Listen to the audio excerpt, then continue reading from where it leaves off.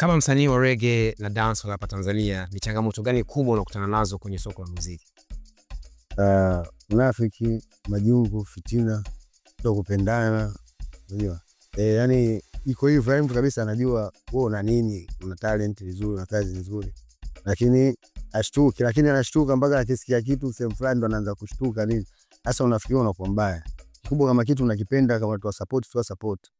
Wewe kabisa unaona kabisa fulani anafanya kitu kizuri, lakini wewe unaona kabisa hayu hivi. Lakini ukisikia huko unaenda unaanza kuja tena mbio.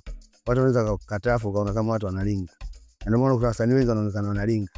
Sababu mtu katika hustling unakutana pambana, watu wanamwangalia. Kwenye mafanikio wanakuja, ushasoma. Wengine ndio message kibao nini. Ushasoma.